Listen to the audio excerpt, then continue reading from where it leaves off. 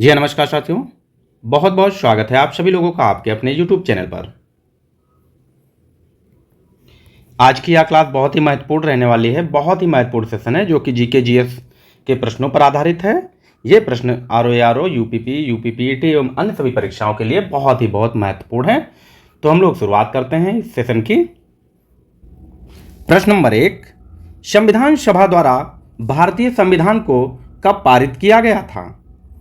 Option A 26 January 1950, B 26 नवंबर 1949, सी 14 अगस्त 1947 या D 14 अगस्त 1947। तो इसका जो आंसर हो जाएगा वो ऑप्शन नंबर बी बिल्कुल सही हो जाएगा। ऑप्शन बी 26 नवंबर 1949 हो जाएगा।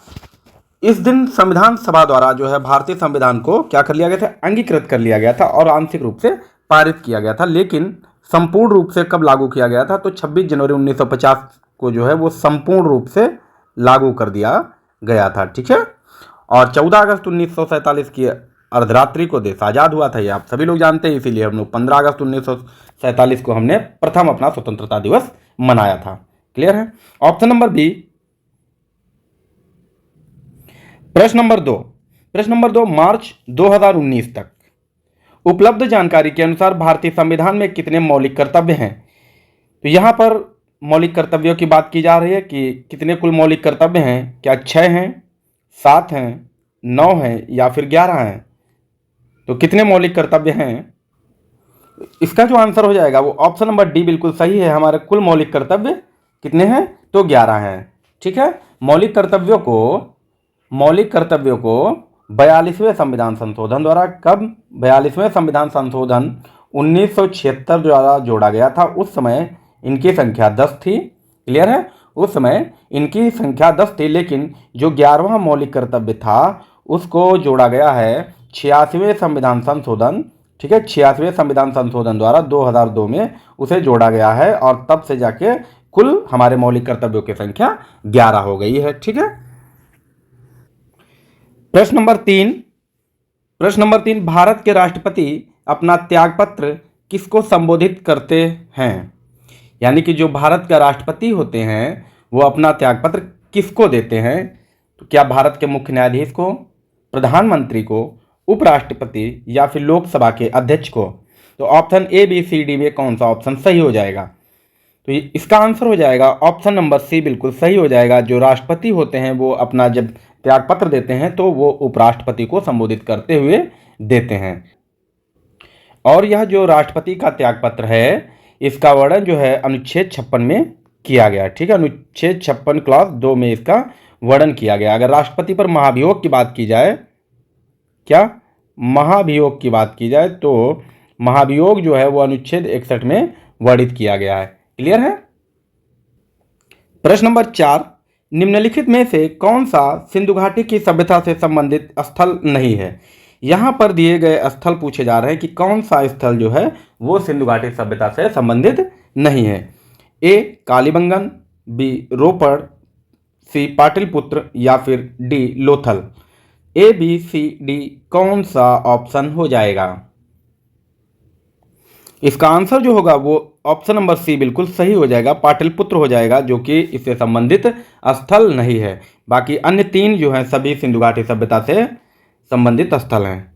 लोथल महत्वपूर्ण स्थल है जो कि सिंधु घाटी सभ्यता का एकमात्र पत्तन नगर है यानी कि बंदरगाह है। ठीक है। क्या है? बंदरगाह है। क्लियर है। ये आप लोग याद रखेंगे। जो लोथल है ये गुजरात में पड़ता है। कहाँ? तो ये गुजरात में है। क्लियर है। लोथल गुजरात में। अगर इनका स्थान पूछे, रोपड़ ये पंजाब में है, रोपड़ पंजाब में, और कालीबंगा ये राजस्थान में पड़ता है। ठीक है। राजस्थान में पड़ता है। अगर ये कभी आपसे पूछ दिया जाए स्थान तो आप लोग इसको भी याद रखेंगे। प्रश्न नंबर 5, भारत का अक्षांशीय विस्तार उत्तर से उत्तर तक है। तो भारत का जो अक्षांशीय विस्तार है वो कितना है? तो यहां पर जो ऑप्शन होगा वो ऑप्शन नंबर बी हो जाएगा। भारत का अक्षांशीय विस्तार 8 डिग्री 4 मिनट से लेकर 37 डिग्री 6 मिनट उत्तरी अक्षांश माना जाता है। क्लियर है। जैसे हम लोग मान लो भारत का अगर हम लोग इस तरीके से बनाते हैं मैप, आप समझ रही है। तो इस तरीके से जो हमारा यहाँ उत्तर है और ये उत्तर, तो कर्क रेखा के भारत जो है वो उत्तर में है स्थित है, इसलिए यहाँ का अंतिम बिंदु ये 8 डिग्री 4 मिनट पर है और ये जो है ये 37 डिग्री 6 मिनट पर है और यही उत्तरी अक्षांश है 8 डिग्री 4 मिनट से लेकर 37 डिग्री 6 मिनट तक माना जाता है। क्लियर है। प्रश्न नंबर 6 भारतीय प्रायद्वीप की सबसे ऊंची चोटी है।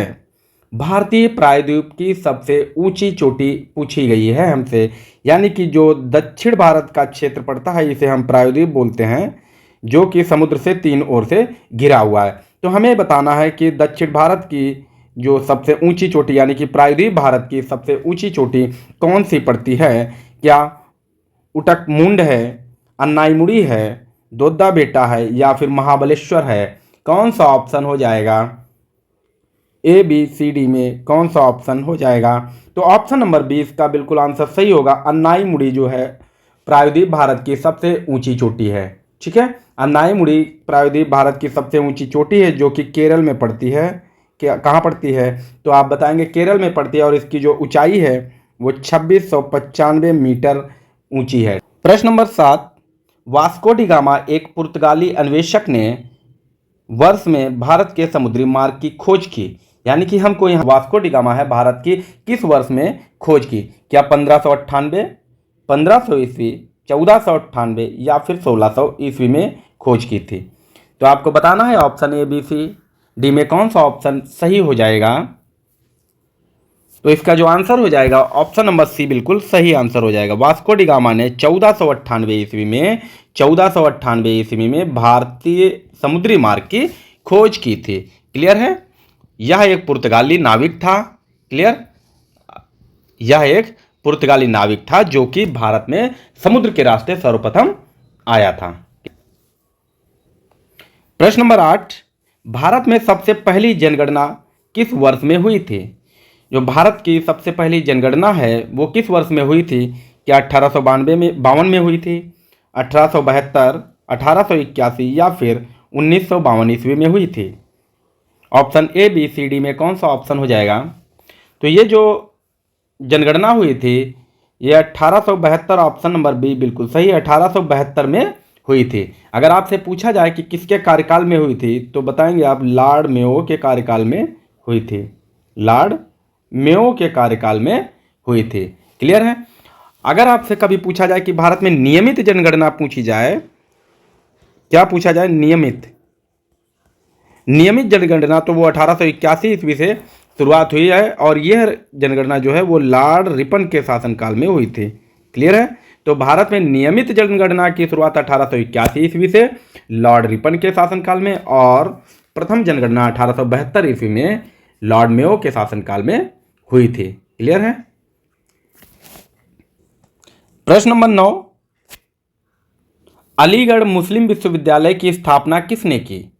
अलीगढ़ मुस्लिम विश्वविद्यालय की स्थापना किसने की। सैयद अहमद खान, मोहम्मद अली जौहर, मोहम्मद इकबाल या फिर सैयद अमीर अली ने की थी। Option A B C D कौन सा ऑप्शन सही हो जाएगा। तो यहाँ पर जो ऑप्शन है वो ऑप्शन नंबर ए बिल्कुल सही दिया हुआ है। सैयद अहमद खान ने अलीगढ़ मुस्लिम विश्वविद्यालय की स्थापना की थी। और कब की थी तो आप बताएंगे, ये 1875 ईस्वी में की थी। और किस नाम से की थी तो मोहम्मडन, इसका जो पहले नाम था वो मोहम्मडन एंग्लो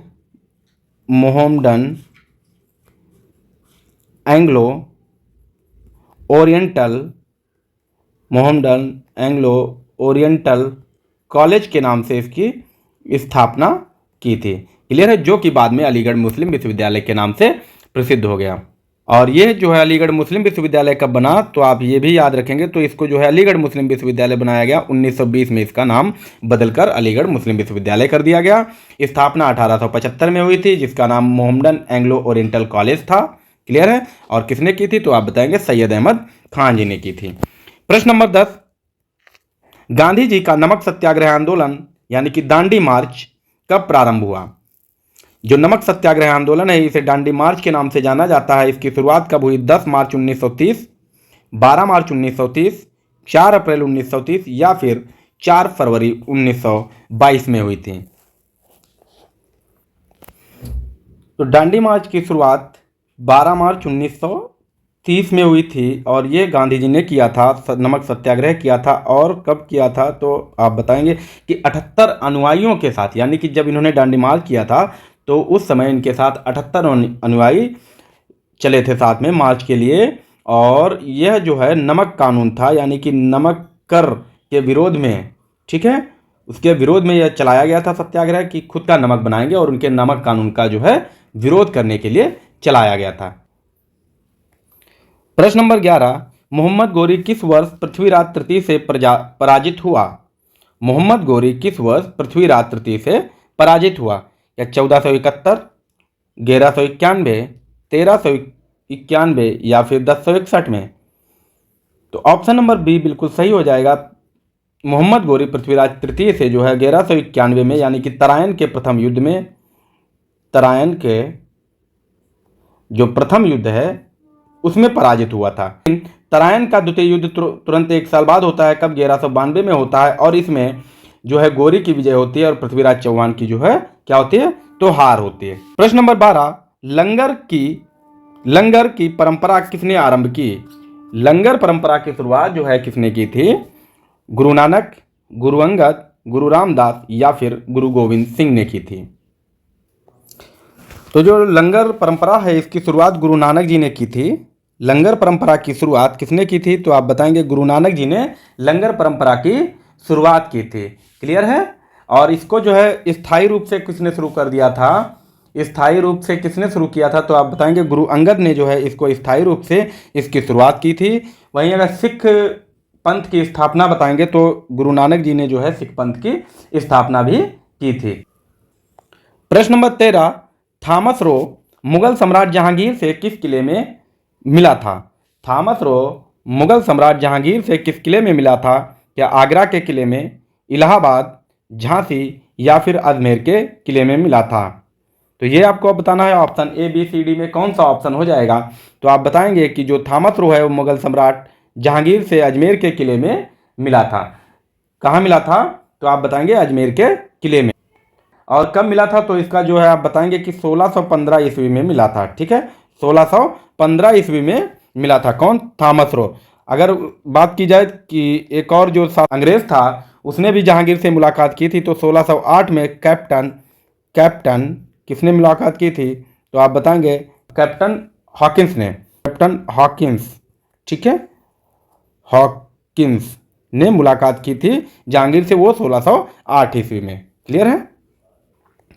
प्रश्न नंबर 14, व्यावसायिक उपयोग के लिए सब्जियों, फूल और फल उगाने की क्रिया के लिए निम्नलिखित में से किस शब्द का उपयोग किया जाता है? क्या हॉर्टिकल्चर होता है, क्या आर्बेरी कल्चर होता है, पिसीकल्चर या फिर वर्मी कल्चर होता है? क्या होता है इसमें? तो यहाँ पर दिया गया है सब्जी, फूल और फल उगाने की प्रक्रिया को हम लोग क्या बोलते हैं? तो बताएंगे हॉर्टिकल्चर बोला जाता है। क्लियर है? पिसीकल्चर मछली उत्पादन से संबंधित है, और वहीं वर्मी कल्चर की बात की जाए तो ये केचुआ उत्पादन से संबंधित है। प्रश्न नंबर 15, कोयम्बटूर को दक्षिण भारत का मैनचेस्टर क्यों कहा जाता है? कोयम्बटूर को दक्षिण भारत का मैनचेस्टर क्यों कहा जाता है? इसके ऑटोमोबाइल उद्योग के कारण, इसके कपास उद्योग के कारण, इसके जूता उद्योग के कारण या फिर इसके रबर उद्योग के कारण? किस लिए कहा जाता है? तो कोयम्बटूर को जो है दक्षिण भारत का मैनचेस्टर इसके कपास उद्योग के कारण कहा जाता है। क्लियर है? कपास उद्योग के कारण इसे दक्षिण का मैनचेस्टर कहा जाता है। प्रश्न नंबर 16, शांति व विकास के लिए विश्व विज्ञान दिवस कब मनाया जाता है? हमसे पूछा गया है विश्व विज्ञान दिवस, क्या 9 नवंबर या 10 नवंबर, 11 नवंबर या फिर 12 नवंबर? तो आप बताएंगे कि विश्व विज्ञान दिवस 10 नवंबर को मनाया जाता है। ठीक है, प्रत्येक वर्ष को जो है 10 नवंबर को मनाया जाता है। प्रश्न नंबर 17, राजा बिंबिसार के दरबार में उस प्रसिद्ध चिकित्सक का क्या नाम है जो भगवान बुद्ध के निजी चिकित्सक थे? क्या अजातशत्रु है, क्या सारिपुत्र है, जीवक है या फिर राहुला है? तो जो राजा जो बिंबिसार हैं इनके दरबार में जो प्रसिद्ध चिकित्सक थे वो जीवक रहा करते थे, जो कि भगवान बुद्ध के निजी चिकित्सक भी थे। बिंबिसार ने हर्यक वंश की स्थापना की थी। किसकी? तो बिंबिसार ने हर्यक वंश की स्थापना की थी, और ये जो है बौद्ध धर्म का अनुयायी था। ठीक है, बौद्ध धर्म के ये अनुयायी भी थे। क्लियर है।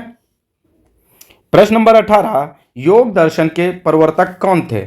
योग दर्शन के प्रवर्तक कौन थे? क्या महर्षि जैमिनी थे, स्वामी रामदेव, महर्षि पतंजल या महर्षि अरविंद थे? तो योग दर्शन के प्रवर्तक जो है महर्षि पतंजलि जी थे।